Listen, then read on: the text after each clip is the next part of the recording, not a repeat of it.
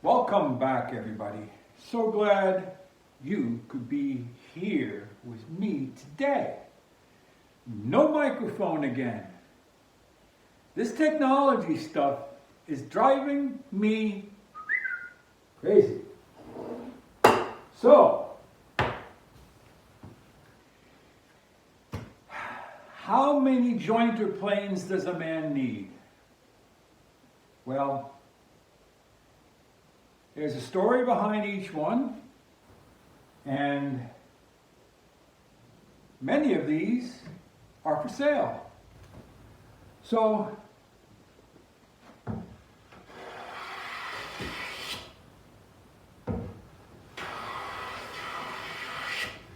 if you don't have a jointer plane, what is the longest plane that you have? And could you build yourself a jointer plane from it? That'll be the last part of the video. So, this is a number 7 jointer. It's an older one.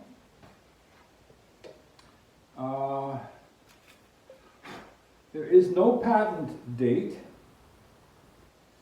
I'm not sure if it's a type 15 or 16, but the castings back on the tail are fairly thin. The cheeks are not very thick. The front here is thin on the right, thicker on the left. That brings up a whole topic of cast iron that I don't understand. How they were able to make such thin cast iron bodies on planes years and years ago, and today they're super thick. This jointer I acquired earlier this year, and I did some videos on restoring it to some degree.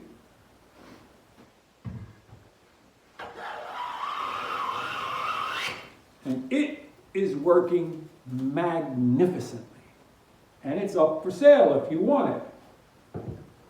So, I've been told that this is the wrong way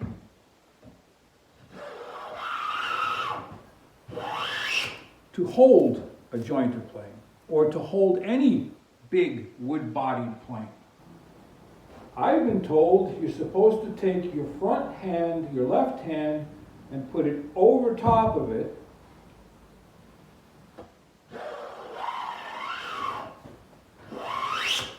and use it that way.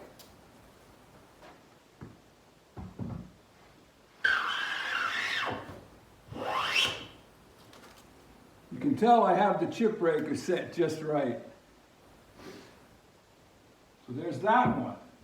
There's no name on it. I don't know who made it. This one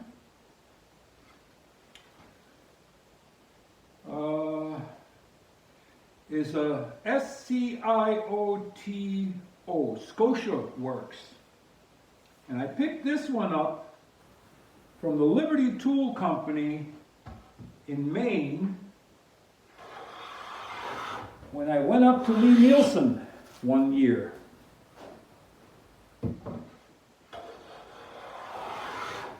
It did not take much to get this one working.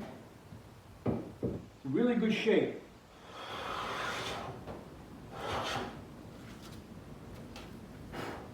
But look at the size of the mouth on that.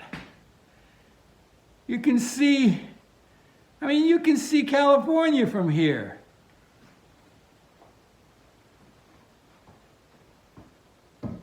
I still like holding it this way. So there's that one. And I would sell this one, but only if I had to. This one here, I've mentioned this one in the past, was a very special piece of curly maple that I sent to Will Anderson, Roy Underhill's buddy, and he made this one for me. Based on a either 18th century or early 19th century, and it just has a single blade iron, no chip breaker.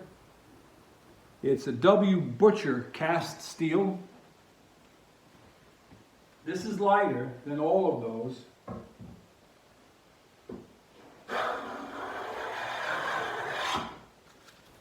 And this is one of my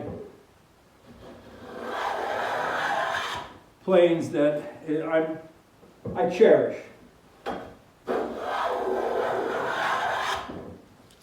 Because it was made for me from my wood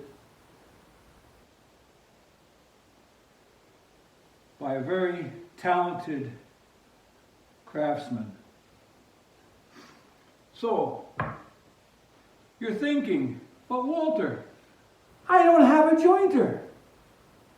Well, do you have a number 4 plane? If you don't have a number 4 plane, do you have a number 3 plane? Or a 5? Or 5 1/4? I don't care. Do you have a small plane?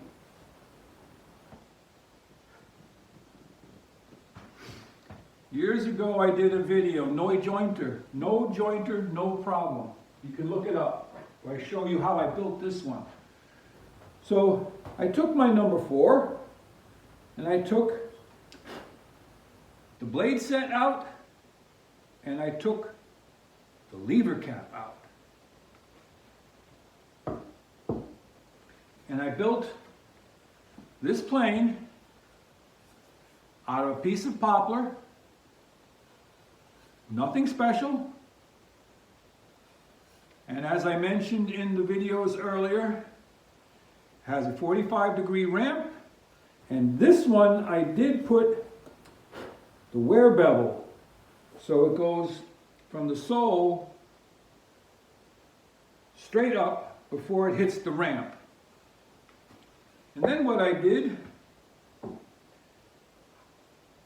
is I put a screw in to the bed to receive the blade set and the lever cap. Now, it is not the most comfortable to hold, okay? However, if for some reason you don't have a jointer and you have some long work to do,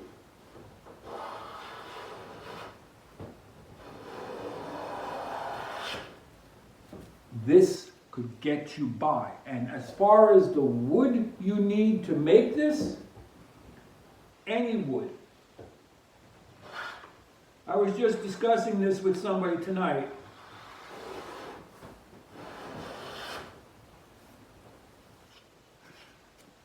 You could even use pine, spruce, fir. The only critical part is that it be dry and it be stable. So let me take this apart and show you how I did this. It uses the lever cap and it uses your normal blade set.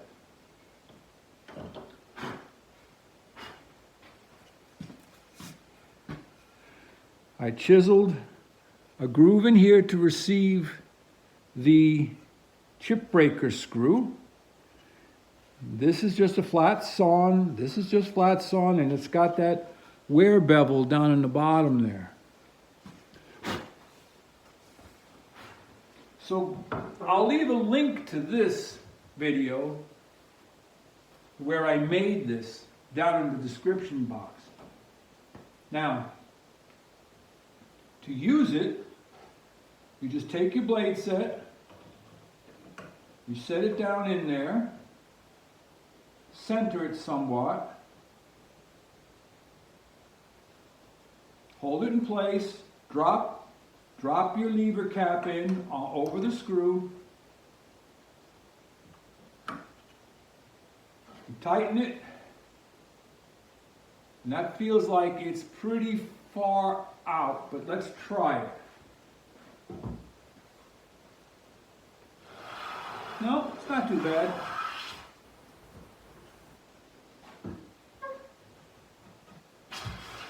If you need to adjust it, you have to use an adjusting hammer.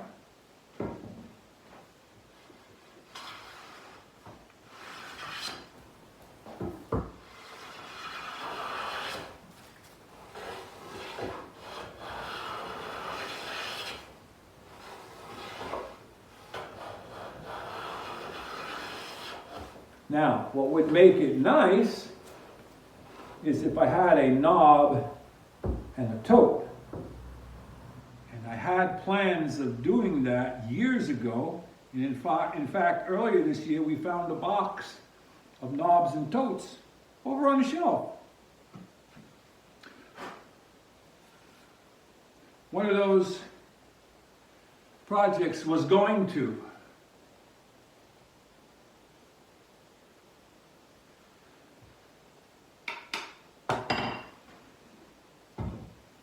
So,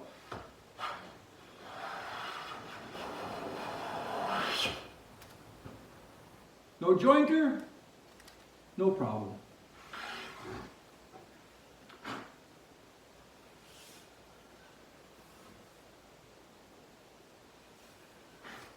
So if you're interested in a jointer, I am selling this one. This one works perfect.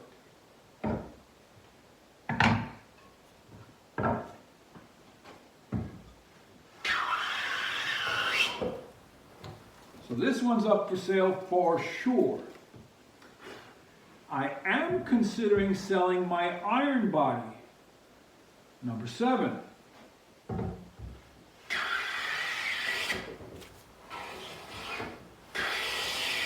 I've not restored this one.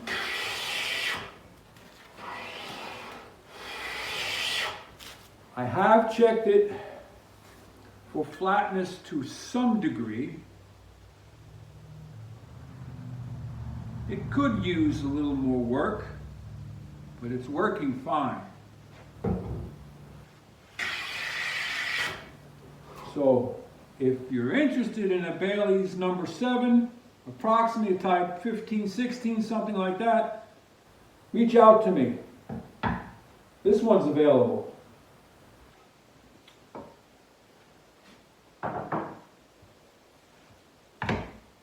As to the Scotia Works, I don't know. It's in such perfect condition.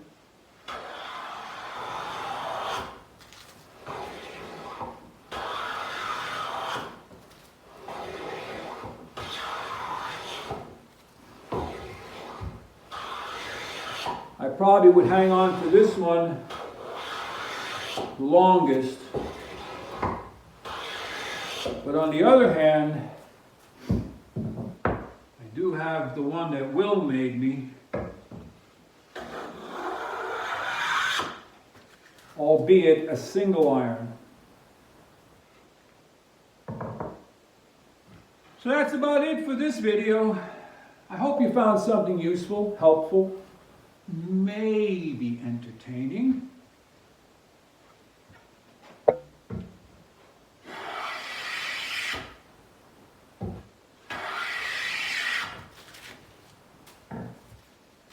These big iron body ones, they're aircraft carriers.